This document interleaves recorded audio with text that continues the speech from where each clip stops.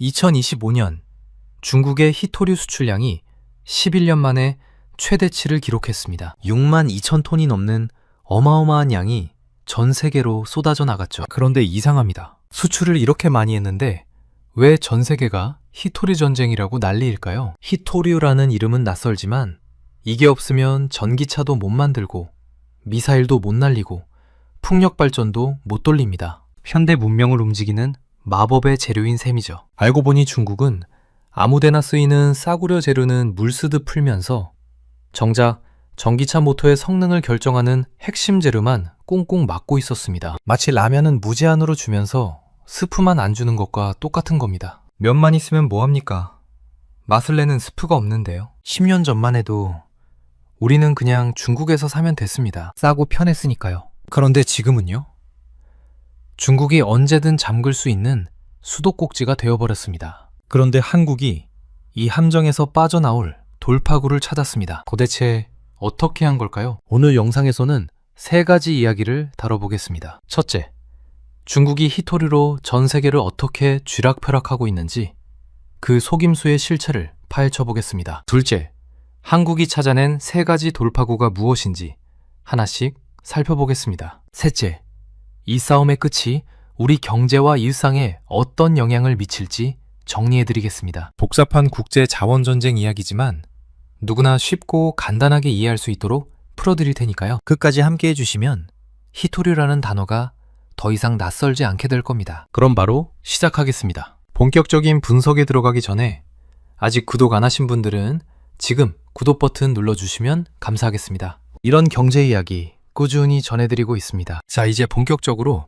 중국의 히토류 전략을 들여다보겠습니다. 먼저 히토류가 뭔지부터 간단히 정리해드릴게요. 히토류는 17가지 원소를 묶어서 부르는 이름입니다. 이름에 희귀하다는 뜻의 희자가 들어가 있어서 아주 드문 물질이라고 생각하시는 분들이 많은데 사실 매장량 자체는 그렇게 적지 않습니다. 진짜 문제는 따로 있습니다. 히토류 17가지 원소는 화학적 성질이 너무 비슷해서 서로 분리하기가 엄청나게 어렵습니다. 누구나 쉽게 이해할 수 있는 비유를 들어볼게요. 여러분 앞에 17가지 색깔의 물감이 낀 물통이 있다고 상상해보세요. 빨강, 파랑, 노랑 정도야 눈으로 구분할 수 있겠죠? 그런데 히토류는 17가지 색깔이 거의 똑같은 회색빛입니다. 이걸 하나하나 분리해서 순수한 색깔로 뽑아내려면 엄청나게 정교한 기술이 필요한 거죠. 그리고 이 분리 기술, 전 세계에서 중국이 90% 이상을 독점하고 있습니다. 단순히 기술만 가진 게 아닙니다. 히토류를 분리할 때 반드시 필요한 특수 화학물질이 있는데요. 염화 암모늄, 옥살산 같은 것들입니다. 이 화학물질 공급망의 85% 이상도 중국이 쥐고 있습니다. 다시 요리 비유로 설명해 드릴게요. 히토류는 요리의 맛을 결정하는 마법의 조미료입니다. 그런데 이 조미료를 만드는 공장도 중국 거고 조미료를 만들 때 쓰는 특수 재료도 중국이 독점하고 있는 겁니다. 전 세계 요리사들이 중국 눈치를 볼 수밖에 없는 구조죠. 그렇다면 다른 나라들은 왜 중국처럼 분리 기술을 개발하지 않는 걸까요? 여기서 또 하나의 함정이 나옵니다. 바로 환경 규제입니다. 히토류를 분리하는 과정에서는 불화수소산이라는 맹독성 물질이 대량으로 발생합니다. 이걸 안전하게 처리하는 설비를 갖추고 정부 허가를 받는 데만 미국이나 유럽에서는 최소 5년에서 10년이 걸립니다. 반면 중국은요? 환경 규제가 상대적으로 느슨하고 거기에 정부가 막대한 보조금까지 쏟아붓습니다. 결과적으로 중국산 히토류는 호주나 캐나다에서 생산하는 것보다 25%에서 30%나 저렴합니다. 다른 나라가 아무리 광산을 개발해도 가격 경쟁에서 밀릴 수밖에 없는 구조인 거죠. 이게 바로 경제학에서 말하는 진입장벽입니다. 기술도 중국, 재료도 중국, 가격 경쟁력도 중국. 현중으로 막혀 있으니 다른 나라들이 뛰어들고 싶어도 뛰어들 수가 없는 겁니다. 자, 이제 중국의 진짜 속임수를 볼 시간입니다. 숫자는 거짓말을 하지 않거든요. 2025년 중국의 히토류 수출량은 62,585톤이었습니다. 전년 대비 12.9% 증가한 수치고 2014년 이후 11년 만에 최대 규모입니다. 특히 12월 한 달만 보면 4,392톤을 수출했는데 이건 전년 같은 달보다 32%나 늘어난 양입니다. 겉으로 보면 중국이 마음을 열고 히토류를 틀어준 것처럼 보이죠? 그런데 속을 들여다보면 완전히 다른 그림이 나옵니다. 히토류는 크게 두 종류로 나뉩니다. 경히토류와 중히토류입니다. 경히토류는 비교적 흔하고 값이 싼 종류고요. 중히토류는 희귀하고 비싸며 전기차 모터나 정밀 무기의 성능을 결정하는 핵심 재료입니다. 2025년 수출 데이터를 보면 전체 수출량에서 중히토류가 차지하는 비중이 전년 8%에서 5%로 37.5%나 줄었습니다. 쉽게 말해서 이런 겁니다. 중국이 라면 공장을 운영한다고 가정해 볼게요. 면발은 트럭으로 실어 나르면서 마구 풀었습니다. 그런데 정작 맛을 내는 스프 분말은요, 창고에 꽁꽁 숨겨두고 안 파는 겁니다. 왜 이런 짓을 하는 걸까요?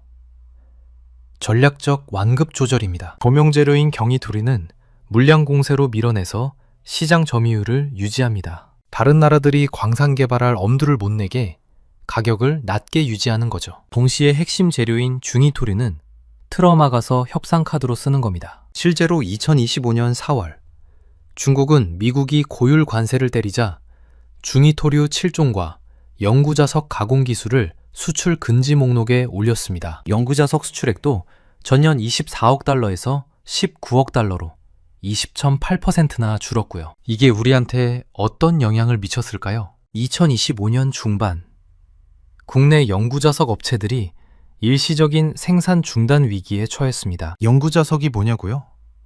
전기차 모터의 핵심 부품입니다. 이게 없으면 전기차 바퀴가 안 굴러갑니다. 현재 한국의 영구자석 대중국 수입 의존도는 88%에 달합니다. 거의 90%에 가까운 핵심 부품을 중국 하나에 의존하고 있는 거죠. 이건 마치 우리 집 전기 스위치를 옆집 아저씨가 들고 있는 것과 같습니다. 옆집 아저씨 기분이 좋으면 불이 켜지고 기분이 나쁘면 갑자기 정전이 되는 거예요. 그 아저씨가 중국이고 전기 스위치가 히토류인 셈입니다. 자, 여기서 한 가지 짚고 넘어가야 할 게 있습니다. 도대체 왜 중국이 이렇게 히토류 시장을 장악하게 된 걸까요? 첫 번째 이유는 역사적 선점입니다. 1980년대부터 중국은 히토류 산업을 국가 전략 사업으로 키웠습니다. 당시 중국의 실질적인 지도자였던 덩샤오핀이 남긴 유명한 말이 있죠. 중동에 석유가 있다면 중국에는 히토류가 있다. 이 한마디가 40년 뒤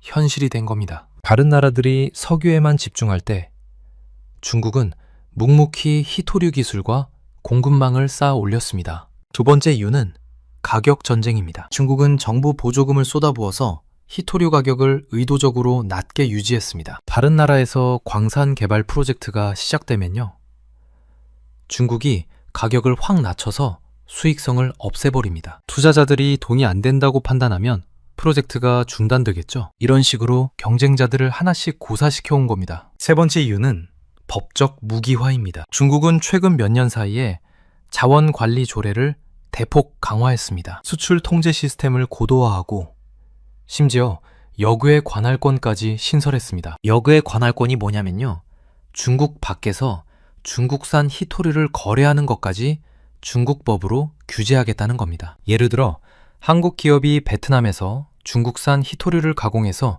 미국에 팔았다고 칩시다. 이것도 중국법에 걸릴 수 있게 만든 거예요. 손이 아무리 길어도 이 정도면 전 세계를 움켜쥐려는 수준이죠. 네 번째 이유, 이게 가장 무서운 겁니다. 바로 지정학적 무기화입니다. 2010년 중국과 일본 사이에 센카쿠열도 분쟁이 있었을 때 중국은 일본에 대한 히토류 수출을 전격 중단했습니다. 일본 첨단 제조업이 순식간에 마비 직전까지 갔죠. 그때는 그래도 일시적인 조치였습니다. 그런데 지금은요, 법과 제도로 언제든 무기화할 수 있는 시스템을 완성해 놓은 겁니다. 이런 상황에서 한국은 어떻게 해야 할까요? 다행히 한국은 손 놓고 있지 않았습니다. 정부와 기업들이 힘을 합쳐 세 가지 돌파구를 찾아냈습니다. 첫 번째 돌파구는 국내 생산 내재화입니다. 쉽게 말해서 우리도 직접 만들자는 겁니다. 대구 현풍에 성림 첨단산업이라는 회사가 있습니다. 원래 이 회사는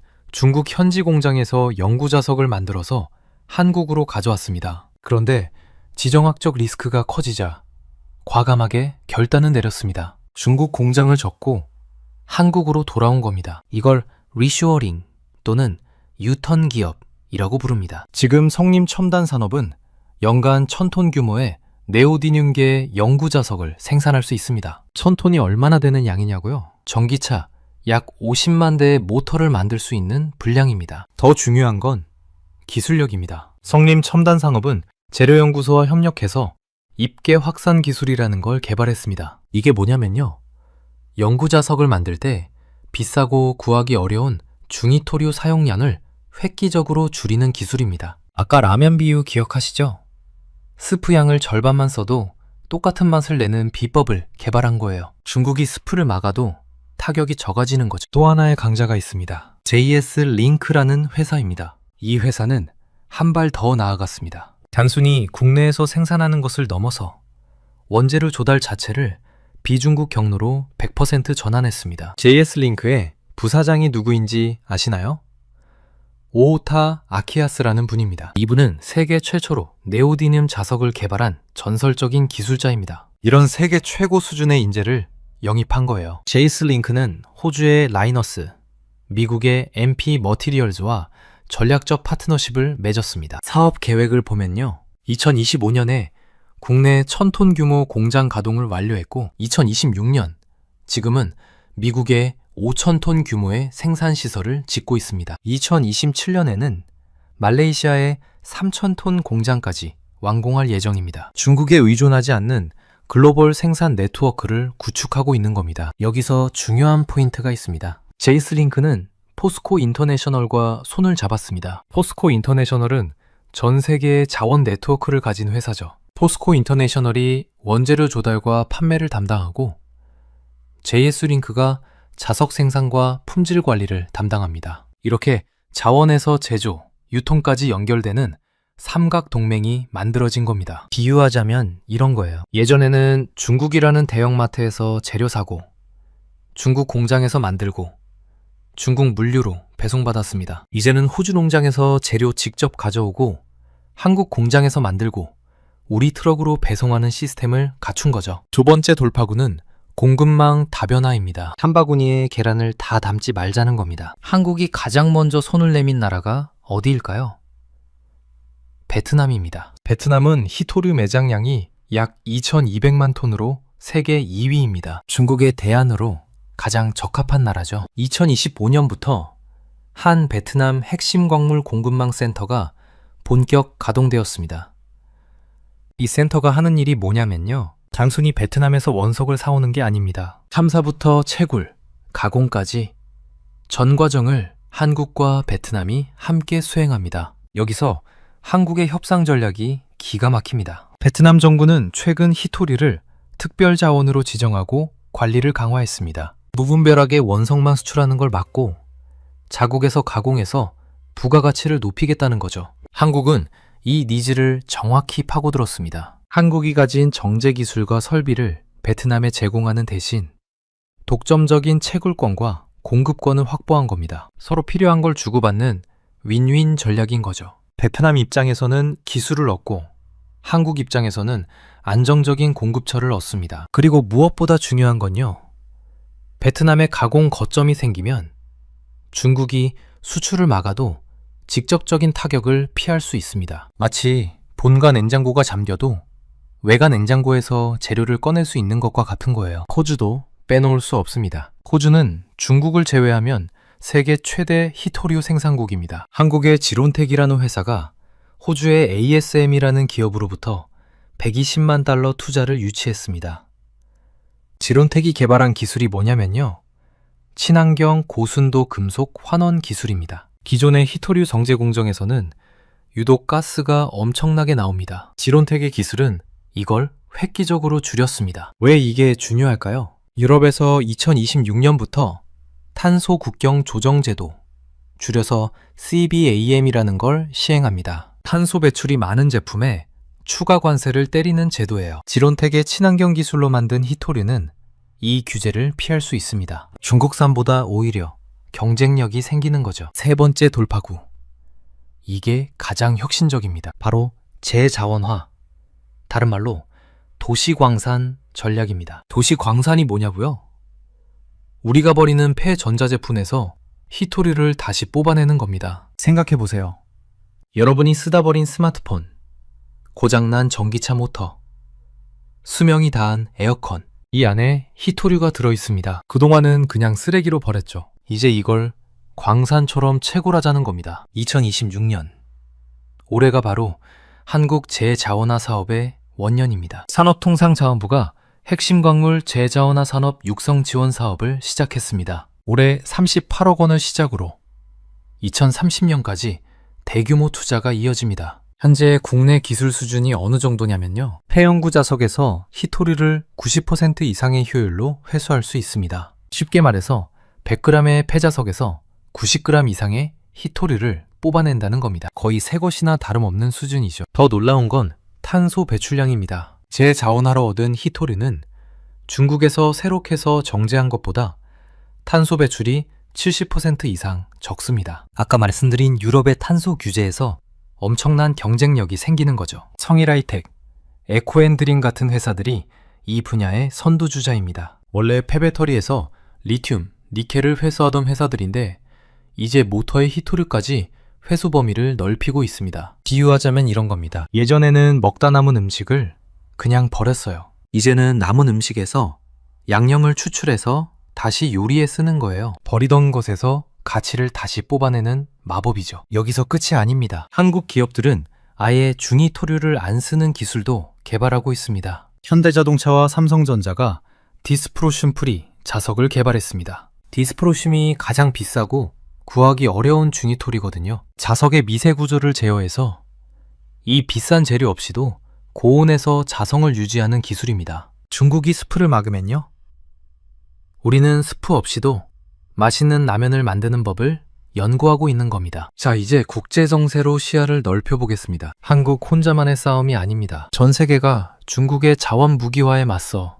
뭉치고 있거든요. 2026년 1월 G7 재무장관 회의에서 획기적인 논의가 있었습니다. 바로 히토류 가격 하한제입니다. 가격 하한제가 뭐냐면요, 히토류 가격이 일정 수준 밑으로 떨어지지 않도록 정부가 보장해주는 겁니다. 왜 이게 중요할까요? 아까 말씀드렸죠? 중국이 경쟁자를 죽이는 방법 중 하나가 가격 덤핑입니다. 다른 나라가 광산을 개발하면 중국이 가격을 확 낮춰서 수익성을 없애버리는 거예요. 가격 하한제가 도입되면 중국이 아무리 가격을 낮춰도 비중국산 프로젝트의 수익성이 보장됩니다. 쉽게 말해서 이런 거예요. 농부가 쌀 농사를 지으려는데 옆 나라에서 쌀을 원가 이하로 팔아서 항상 손해를 봤어요. 그런데 이제 정부가 당신이 쌀을 팔면 최소 이 가격은 보장해 줄게 라고 약속한 거죠. 농구 입장에서는 안심하고 농사를 지을 수 있게 된 겁니다. 한국은 미국이 주도하는 MSP, 핵심 광물 안보 파트너십의 의장국을 맡고 있습니다. MSP는 단순한 정보 공유를 넘어서 광산 개발 자금 지원, 공동 비축 제도까지 운영합니다. 한국이 호주나 캐나다 광산에 투자할 때 가장 걱정됐던 중국의 가격 덤핑 리스크가 국제제도로 보호받게 된 거예요. 2025년 10월 미중 정상회담에서 중국의 히토류 수출 통제 조치가 1년간 유예되었습니다. 이 1년이 왜 중요할까요?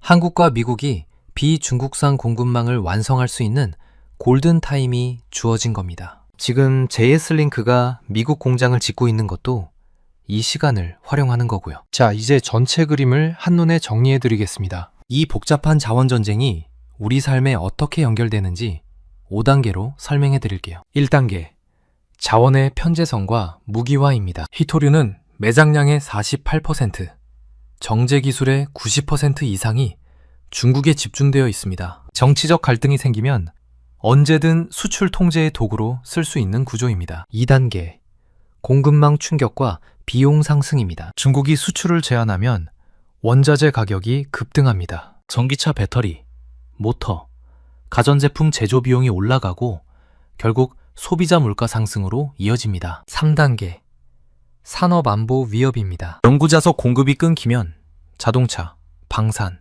로봇 산업 전체가 마비될 수 있습니다. 단순한 경제 문제가 아니라 국가 안보 문제인 거죠. 4단계, 전략적 돌파구 마련입니다. 한국은 국내 생산 내재화, 해외 공급망 다변화, 제자원화 기술 개발이라는 삼각 전략으로 대응하고 있습니다. 5단계 회복 탄력성 확보입니다. 다변화된 공급망이 공축되면 특정 국가의 돌발 조치에도 산업이 붕괴되지 않습니다. 장기적으로 첨단 산업의 안정적인 성장이 가능해지는 거죠. 물론 아직 넘어야 할 산이 있습니다. 가장 큰 리스크는 가격 경쟁력의 한계입니다. G7의 가격 하한제가 도입되더라도 중국산과의 절대적인 단가 차이는 당분간 존재합니다. 국내 제조업체들이 비용 부담을 느낄 수 있죠. 베트남, 호주 같은 나라들과의 협력도 해당 국가의 정치 상황이나 법규 변화에 영향을 받습니다. 이걸 컨트리 리스크라고 부릅니다. 기술 격차도 무시할 수 없습니다. 중국은 이미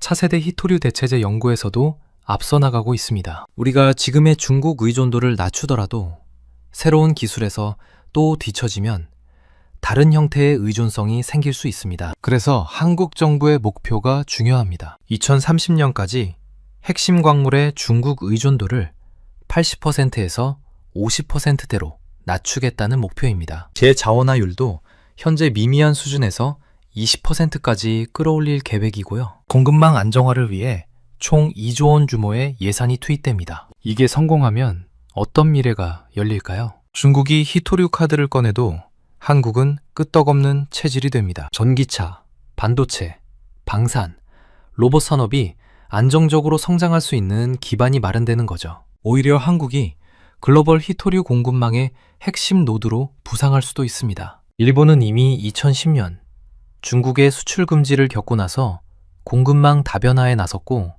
지금은 중국 의존도를 크게 낮췄거든요. 한국도 그 길을 가고 있는 겁니다. 정리해드리겠습니다. 중국의 히토류 무기화는 분명 강력한 위협입니다. 하지만 한국은 세 가지 돌파구로 정면 돌파하고 있습니다. 첫째, 성림 첨단 산업과 JS링크의 국내 생산 내재화. 둘째, 베트남과 호주를 잇는 글로벌 공급망 다변화. 셋째, 폐자원에서 히토류를 뽑아내는 제자원화 기술. 여기에 G7의 가격 하한제, MSP 국제 공조까지 더해지면서 중국의 무기는 점점 무뎌지고 있습니다. 40년 전 덩샤오핑이 중국에는 히토류가 있다고 했습니다. 그 말은 여전히 유효합니다. 하지만 이제 한국도 할 말이 생겼습니다. 히토류가 없어도 만들 수 있고 다른 데서 구할 수 있으며 버린 것에서 다시 뽑아낼 수 있다. 이게 바로 한국이 찾은 돌파구입니다. 여러분은 히토류 공급망 위기에 대해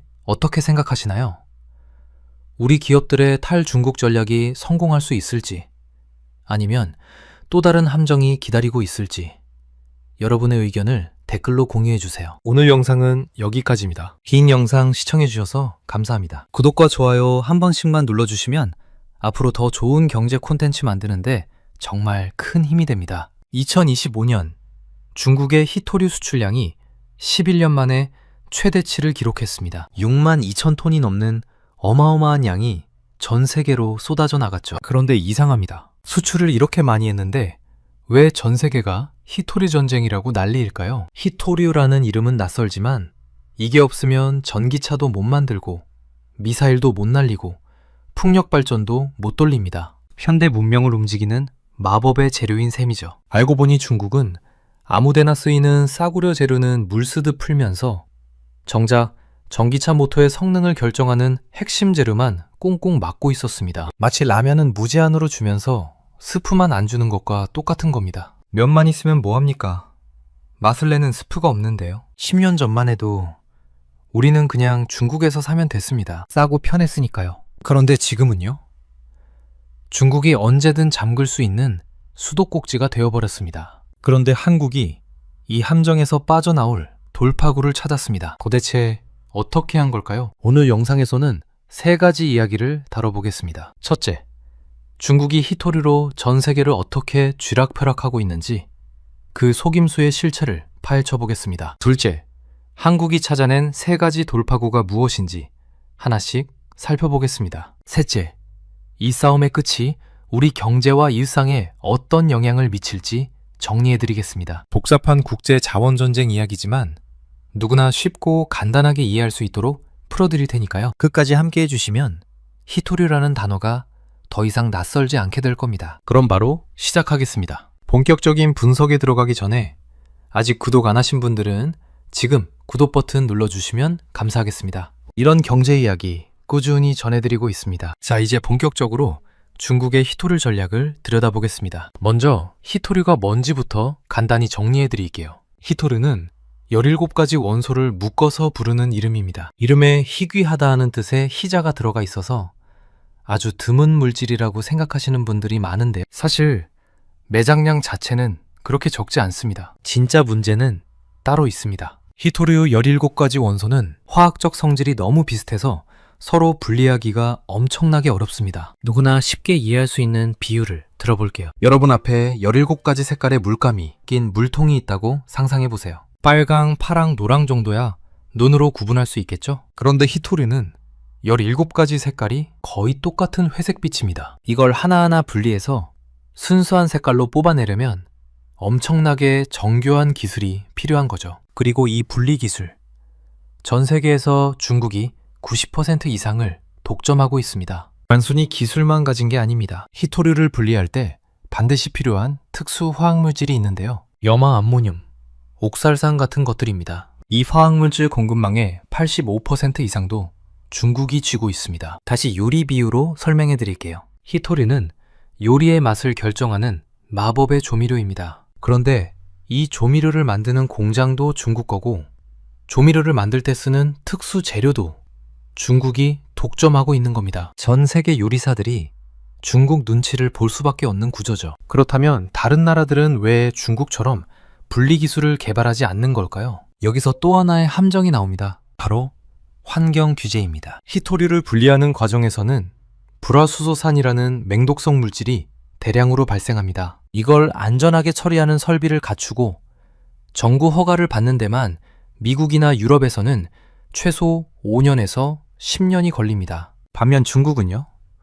환경 규제가 상대적으로 느슨하고 거기에 정부가 막대한 보조금까지 쏟아붓습니다. 결과적으로 중국산 히토류는 호주나 캐나다에서 생산하는 것보다 25%에서 30%나 저렴합니다. 다른 나라가 아무리 광산을 개발해도 가격 경쟁에서 밀릴 수밖에 없는 구조인 거죠. 이게 바로 경제학에서 말하는 진입장벽입니다. 기술도 중국, 재료도 중국, 가격 경쟁력도 중국. 천중으로 막혀 있으니 다른 나라들이 뛰어들고 싶어도 뛰어들 수가 없는 겁니다. 자, 이제 중국의 진짜 속임수를 볼 시간입니다. 숫자는 거짓말을 하지 않거든요. 2025년 중국의 히토류 수출량은 62,585톤이었습니다. 전년 대비 12.9% 증가한 수치고 2014년 이후 11년 만에 최대 규모입니다. 특히 12월 한 달만 보면 4,392톤을 수출했는데 이건 전년 같은 달보다 32%나 늘어난 양입니다. 겉으로 보면 중국이 마음을 열고 히토류를 틀어준 것처럼 보이죠? 그런데 속을 들여다보면 완전히 다른 그림이 나옵니다. 히토류는 크게 두 종류로 나뉩니다. 경히토류와 중히토류입니다. 경히토류는 비교적 흔하고 값이 싼 종류고요. 중히토류는 희귀하고 비싸며 전기차 모터나 정밀 무기의 성능을 결정하는 핵심 재료입니다. 2025년 수출 데이터를 보면 전체 수출량에서 중히토류가 차지하는 비중이 전년 8%에서 5%로 37.5%나 줄었습니다. 쉽게 말해서 이런 겁니다. 중국이 라면 공장을 운영한다고 가정해 볼게요. 면발은 트럭으로 실어 나르면서 마구 풀었습니다. 그런데 정작 맛을 내는 스프 분말은요, 창고에 꽁꽁 숨겨두고 안 파는 겁니다. 왜 이런 짓을 하는 걸까요? 전략적 완급 조절입니다. 고명재료인 경히토류는 물량 공세로 밀어내서 시장 점유율을 유지합니다. 다른 나라들이 광산 개발할 엄두를 못 내게 가격을 낮게 유지하는 거죠. 동시에 핵심 재료인 중히토류는 틀어막아서 협상 카드로 쓰는 겁니다. 실제로 2025년 4월 중국은 미국이 고율 관세를 때리자 중히토류 7종과 영구자석 가공 기술을 수출 금지 목록에 올렸습니다. 영구자석 수출액도 전년 24억 달러에서 19억 달러로 20.8%나 줄었고요. 이게 우리한테 어떤 영향을 미쳤을까요? 2025년 중반 국내 영구자석 업체들이 일시적인 생산 중단 위기에 처했습니다. 영구자석이 뭐냐고요? 전기차 모터의 핵심 부품입니다. 이게 없으면 전기차 바퀴가 안 굴러갑니다. 현재 한국의 영구자석, 대중국 수입 의존도는 88%에 달합니다. 거의 90%에 가까운 핵심 부품을 중국 하나에 의존하고 있는 거죠. 이건 마치 우리 집 전기 스위치를 옆집 아저씨가 들고 있는 것과 같습니다. 옆집 아저씨 기분이 좋으면 불이 켜지고 기분이 나쁘면 갑자기 정전이 되는 거예요. 그 아저씨가 중국이고 전기 스위치가 히토류인 셈입니다. 자, 여기서 한 가지 짚고 넘어가야 할 게 있습니다. 도대체 왜 중국이 이렇게 히토류 시장을 장악하게 된 걸까요? 첫 번째 이유는 역사적 선점입니다. 1980년대부터 중국은 히토류 산업을 국가 전략 사업으로 키웠습니다. 당시 중국의 실질적인 지도자였던 덩샤오핀이 남긴 유명한 말이 있죠. 중동에 석유가 있다면 중국에는 히토류가 있다. 이 한마디가 40년 뒤 현실이 된 겁니다. 다른 나라들이 석유에만 집중할 때 중국은 묵묵히 히토류 기술과 공급망을 쌓아 올렸습니다. 두 번째 이유는 가격 전쟁입니다. 중국은 정부 보조금을 쏟아부어서 히토류 가격을 의도적으로 낮게 유지했습니다. 다른 나라에서 광산 개발 프로젝트가 시작되면요, 중국이 가격을 확 낮춰서 수익성을 없애버립니다. 투자자들이 돈이 안 된다고 판단하면 프로젝트가 중단되겠죠. 이런 식으로 경쟁자들을 하나씩 고사시켜온 겁니다. 세 번째 이유는 법적 무기화입니다. 중국은 최근 몇 년 사이에 자원 관리 조례를 대폭 강화했습니다. 수출 통제 시스템을 고도화하고 심지어 역외 관할권까지 신설했습니다. 역외 관할권이 뭐냐면요, 중국 밖에서 중국산 히토류를 거래하는 것까지 중국법으로 규제하겠다는 겁니다. 예를 들어 한국 기업이 베트남에서 중국산 히토류를 가공해서 미국에 팔았다고 칩시다. 이것도 중국법에 걸릴 수 있게 만든 거예요. 손이 아무리 길어도 이 정도면 전 세계를 움켜쥐려는 수준이죠. 네 번째 이유, 이게 가장 무서운 겁니다. 바로 지정학적 무기화입니다. 2010년 중국과 일본 사이에 센카쿠열도 분쟁이 있었을 때 중국은 일본에 대한 히토류 수출을 전격 중단했습니다. 일본 첨단 제조업이 순식간에 마비 직전까지 갔죠. 그때는 그래도 일시적인 조치였습니다. 그런데 지금은요, 법과 제도로 언제든 무기화할 수 있는 시스템을 완성해 놓은 겁니다. 이런 상황에서 한국은 어떻게 해야 할까요? 다행히 한국은 손 놓고 있지 않았습니다. 정부와 기업들이 힘을 합쳐 세 가지 돌파구를 찾아냈습니다. 첫 번째 돌파구는 국내 생산 내재화입니다. 쉽게 말해서 우리도 직접 만들자는 겁니다. 대구 현풍에 성림 첨단산업이라는 회사가 있습니다. 원래 이 회사는 중국 현지 공장에서 영구자석을 만들어서 한국으로 가져왔습니다. 그런데 지정학적 리스크가 커지자 과감하게 결단을 내렸습니다. 중국 공장을 접고 한국으로 돌아온 겁니다. 이걸 리쇼어링 또는 유턴 기업이라고 부릅니다. 지금 성림 첨단산업은 연간 1000톤 규모의 네오디듐계 영구자석을 생산할 수 있습니다. 1000톤이 얼마나 되는 양이냐고요? 전기차 약 50만 대의 모터를 만들 수 있는 분량입니다. 더 중요한 건 기술력입니다. 성림 첨단산업은 재료연구소와 협력해서 입계 확산 기술이라는 걸 개발했습니다. 이게 뭐냐면요, 영구자석을 만들 때 비싸고 구하기 어려운 중히토류 사용량을 획기적으로 줄이는 기술입니다. 아까 라면 비유 기억하시죠? 스프 양을 절반만 써도 똑같은 맛을 내는 비법을 개발한 거예요. 중국이 스프를 막아도 타격이 적어지는 거죠. 또 하나의 강자가 있습니다. JS 링크라는 회사입니다. 이 회사는 한 발 더 나아갔습니다. 단순히 국내에서 생산하는 것을 넘어서 원재료 조달 자체를 비중국 경로로 100% 전환했습니다. JS 링크의 부사장이 누구인지 아시나요? 오오타 아키야스라는 분입니다. 이분은 세계 최초로 네오디듐 자석을 개발한 전설적인 기술자입니다. 이런 세계 최고 수준의 인재를 영입한 거예요. JS 링크는 호주의 라이너스, 미국의 MP 머티리얼즈와 전략적 파트너십을 맺었습니다. 사업 계획을 보면요, 2025년에 국내 1000톤 규모 공장 가동을 완료했고 2026년 지금은 미국의 5000톤 규모의 생산시설을 짓고 있습니다. 2027년에는 말레이시아의 3000톤 공장까지 완공할 예정입니다. 중국에 의존하지 않는 글로벌 생산 네트워크를 구축하고 있는 겁니다. 여기서 중요한 포인트가 있습니다. 제이스링크는 포스코 인터내셔널과 손을 잡았습니다. 포스코 인터내셔널은 전 세계의 자원 네트워크를 가진 회사죠. 포스코 인터내셔널이 원재료 조달과 판매를 담당하고 JS링크가 자석 생산과 품질 관리를 담당합니다. 이렇게 자원에서 제조, 유통까지 연결되는 삼각 동맹이 만들어진 겁니다. 비유하자면 이런 거예요. 예전에는 중국이라는 대형마트에서 재료 사고, 중국 공장에서 만들고, 중국 물류로 배송받았습니다. 이제는 호주 농장에서 재료 직접 가져오고, 한국 공장에서 만들고, 우리 트럭으로 배송하는 시스템을 갖춘 거죠. 두 번째 돌파구는 공급망 다변화입니다. 한 바구니에 계란을 다 담지 말자는 겁니다. 한국이 가장 먼저 손을 내민 나라가 어디일까요? 베트남입니다. 베트남은 히토류 매장량이 약 2,200만 톤으로 세계 2위입니다. 중국의 대안으로 가장 적합한 나라죠. 2025년부터 한 베트남 핵심 광물 공급망 센터가 본격 가동되었습니다.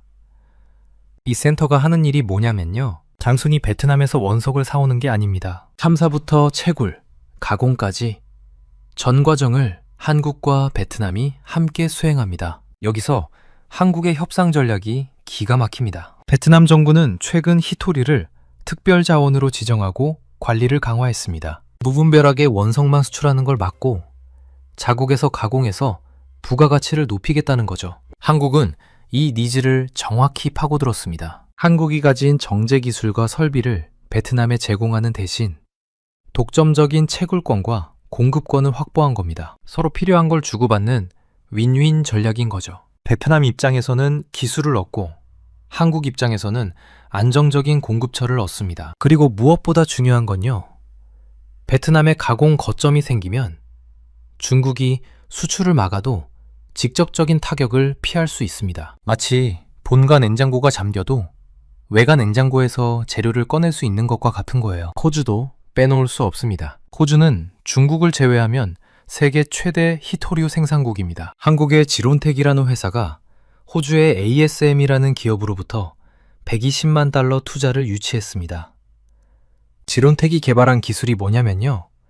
친환경 고순도 금속 환원 기술입니다. 기존의 히토류 정제 공정에서는 유독 가스가 엄청나게 나옵니다. 지론텍의 기술은 이걸 획기적으로 줄였습니다. 왜 이게 중요할까요? 유럽에서 2026년부터 탄소 국경 조정 제도, 줄여서 CBAM이라는 걸 시행합니다. 탄소 배출이 많은 제품에 추가 관세를 때리는 제도예요. 지론텍의 친환경 기술로 만든 히토류는 이 규제를 피할 수 있습니다. 중국산보다 오히려 경쟁력이 생기는 거죠. 세 번째 돌파구. 이게 가장 혁신적입니다. 바로 재자원화. 다른 말로 도시광산 전략입니다. 도시광산이 뭐냐고요? 우리가 버리는 폐전자제품에서 히토류를 다시 뽑아내는 겁니다. 생각해보세요. 여러분이 쓰다 버린 스마트폰, 고장난 전기차 모터, 수명이 다한 에어컨, 이 안에 히토류가 들어있습니다. 그동안은 그냥 쓰레기로 버렸죠. 이제 이걸 광산처럼 채굴하자는 겁니다. 2026년. 올해가 바로 한국 재자원화 사업의 원년입니다. 산업통상자원부가 핵심 광물 재자원화 산업 육성 지원 사업을 시작했습니다. 올해 38억 원을 시작으로 2030년까지 대규모 투자가 이어집니다. 현재 국내 기술 수준이 어느 정도냐면요. 폐연구 자석에서 히토류를 90% 이상의 효율로 회수할 수 있습니다. 쉽게 말해서 100g의 폐자석에서 90g 이상의 히토류를 뽑아낸다는 겁니다. 거의 새 것이나 다름없는 수준이죠. 더 놀라운 건 탄소 배출량입니다. 재자원하러 얻은 히토류는 중국에서 새로 캐서 정제한 것보다 탄소 배출이 70% 이상 적습니다. 아까 말씀드린 유럽의 탄소 규제에서 엄청난 경쟁력이 생기는 거죠. 성일하이텍, 에코앤드림 같은 회사들이 이 분야의 선두주자입니다. 원래 폐배터리에서 리튬, 니켈을 회수하던 회사들인데 이제 모터의 히토류까지 회수 범위를 넓히고 있습니다. 비유하자면 이런 겁니다. 예전에는 먹다 남은 음식을 그냥 버렸어요. 이제는 남은 음식에서 양념을 추출해서 다시 요리에 쓰는 거예요. 버리던 것에서 가치를 다시 뽑아내는 마법이죠. 여기서 끝이 아닙니다. 한국 기업들은 아예 중히토류를 안 쓰는 기술도 개발하고 있습니다. 현대자동차와 삼성전자가 디스프로슘 프리 자석을 개발했습니다. 디스프로슘이 가장 비싸고 구하기 어려운 중히토리거든요. 자석의 미세 구조를 제어해서 이 비싼 재료 없이도 고온에서 자성을 유지하는 기술입니다. 중국이 스프를 막으면요? 우리는 스프 없이도 맛있는 라면을 만드는 법을 연구하고 있는 겁니다. 자, 이제 국제 정세로 시야를 넓혀보겠습니다. 한국 혼자만의 싸움이 아닙니다. 전 세계가 중국의 자원 무기화에 맞서 뭉치고 있거든요. 2026년 1월 G7 재무장관 회의에서 획기적인 논의가 있었습니다. 바로 히토류 가격 하한제입니다. 가격 하한제가 뭐냐면요, 히토류 가격이 일정 수준 밑으로 떨어지지 않도록 정부가 보장해주는 겁니다. 왜 이게 중요할까요? 아까 말씀드렸죠? 중국이 경쟁자를 죽이는 방법 중 하나가 가격 덤핑입니다. 다른 나라가 광산을 개발하면 중국이 가격을 확 낮춰서 수익성을 없애버리는 거예요. 가격 하한제가 도입되면 중국이 아무리 가격을 낮춰도 비중국산 프로젝트의 수익성이 보장됩니다. 쉽게 말해서 이런 거예요. 농부가 쌀 농사를 지으려는데 옆 나라에서 쌀을 원가 이하로 팔아서 항상 손해를 봤어요. 그런데 이제 정부가 당신이 쌀을 팔면 최소 이 가격은 보장해 줄게 라고 약속한 거죠. 농구 입장에서는 안심하고 농사를 지을 수 있게 된 겁니다. 한국은 미국이 주도하는 MSP, 핵심 광물 안보 파트너십의 의장국을 맡고 있습니다. MSP는 단순한 정보 공유를 넘어서 광산 개발 자금 지원, 공동 비축 제도까지 운영합니다. 한국이 호주나 캐나다 광산에 투자할 때 가장 걱정됐던 중국의 가격 덤핑 리스크가 국제제도로 보호받게 된 거예요. 2025년 10월 미중 정상회담에서 중국의 히토류 수출 통제 조치가 1년간 유예되었습니다. 이 1년이 왜 중요할까요? 한국과 미국이 비중국산 공급망을 완성할 수 있는 골든타임이 주어진 겁니다. 지금 JS링크가 미국 공장을 짓고 있는 것도 이 시간을 활용하는 거고요. 자, 이제 전체 그림을 한눈에 정리해 드리겠습니다. 이 복잡한 자원 전쟁이 우리 삶에 어떻게 연결되는지 5단계로 설명해 드릴게요. 1단계, 자원의 편재성과 무기화입니다. 히토류는 매장량의 48%, 정제 기술의 90% 이상이 중국에 집중되어 있습니다. 정치적 갈등이 생기면 언제든 수출 통제의 도구로 쓸 수 있는 구조입니다. 2단계, 공급망 충격과 비용 상승입니다. 중국이 수출을 제한하면 원자재 가격이 급등합니다. 전기차 배터리, 모터, 가전제품 제조 비용이 올라가고 결국 소비자 물가 상승으로 이어집니다. 3단계, 산업 안보 위협입니다. 연구자석 공급이 끊기면 자동차, 방산, 로봇 산업 전체가 마비될 수 있습니다. 단순한 경제 문제가 아니라 국가 안보 문제인 거죠. 4단계, 전략적 돌파구 마련입니다. 한국은 국내 생산 내재화, 해외 공급망 다변화, 재자원화 기술 개발이라는 삼각 전략으로 대응하고 있습니다. 5단계, 회복 탄력성 확보입니다. 다변화된 공급망이 공축되면 특정 국가의 돌발 조치에도 산업이 붕괴되지 않습니다. 장기적으로 첨단 산업의 안정적인 성장이 가능해지는 거죠. 물론 아직 넘어야 할 산이 있습니다. 가장 큰 리스크는 가격 경쟁력의 한계입니다. G7의 가격 하한제가 도입되더라도 중국산과의 절대적인 단가 차이는 당분간 존재합니다. 국내 제조업체들이 비용 부담을 느낄 수 있죠. 베트남, 호주 같은 나라들과의 협력도 해당 국가의 정치 상황이나 법규 변화에 영향을 받습니다. 이걸 컨트리 리스크라고 부릅니다. 기술 격차도 무시할 수 없습니다. 중국은 이미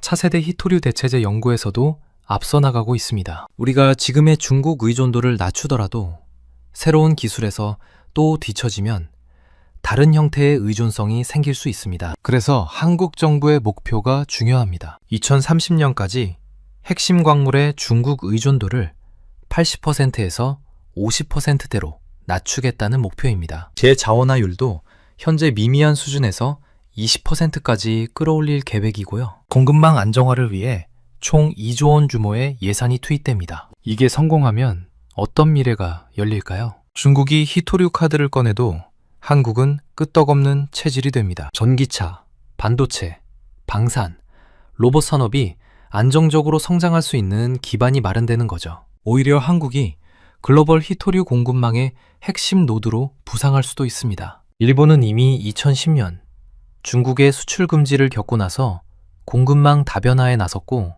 지금은 중국 의존도를 크게 낮췄거든요. 한국도 그 길을 가고 있는 겁니다. 정리해드리겠습니다. 중국의 히토류 무기화는 분명 강력한 위협입니다. 하지만 한국은 세 가지 돌파구로 정면 돌파하고 있습니다. 첫째, 성림 첨단 산업과 JS링크의 국내 생산 내재화. 둘째, 베트남과 호주를 잇는 글로벌 공급망 다변화. 셋째, 폐자원에서 히토류를 뽑아내는 재자원화 기술. 여기에 G7의 가격 하한제, MSP 국제 공조까지 더해지면서 중국의 무기는 점점 무뎌지고 있습니다. 40년 전 덩샤오핑이 중국에는 히토류가 있다고 했습니다. 그 말은 여전히 유효합니다. 하지만 이제 한국도 할 말이 생겼습니다. 히토류가 없어도 만들 수 있고 다른 데서 구할 수 있으며 버린 것에서 다시 뽑아낼 수 있다. 이게 바로 한국이 찾은 돌파구입니다. 여러분은 히토류 공급망 위기에 대해